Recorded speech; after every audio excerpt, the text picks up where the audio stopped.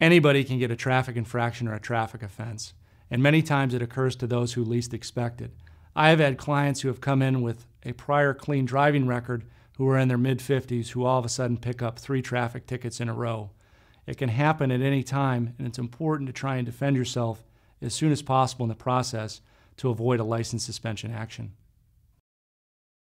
There are many different types of traffic violations that occur, ranging from speeding tickets through careless driving through driving under the influence cases.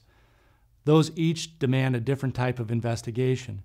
For example, on a speeding ticket, you want to know exactly what the officer observed and whether or not his laser, radar, or any other type of instrument was operating correctly. When we take a look at a careless driving where an accident occurred, we want to make sure that we obtain all of the information to determine whether or not there was in fact an underlying careless driving case. On the driving under the influence cases, we want to know everything that the officer observed as well as any chemical testing procedures. It's important on any type of ticket to have an experienced attorney go through the case and look for any potential defenses. The DMV has certain point systems, and I often get questions as to how many points do I get.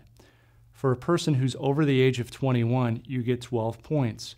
That goes from data violation to data violation over a 1-year period. If you hit 12 points, you're facing a 1-year loss of license. You'll receive notice in the mail of a suspension hearing. It's important to respond to that hearing and have a qualified attorney there representing you on that suspension. As a former deputy district attorney, my job was to do justice when I was prosecuting cases.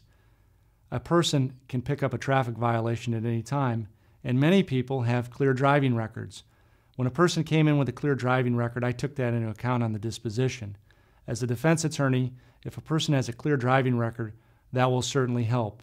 It's better to try and protect your record as soon as possible rather than waiting until you have 3 or 4 tickets and it makes my job more difficult.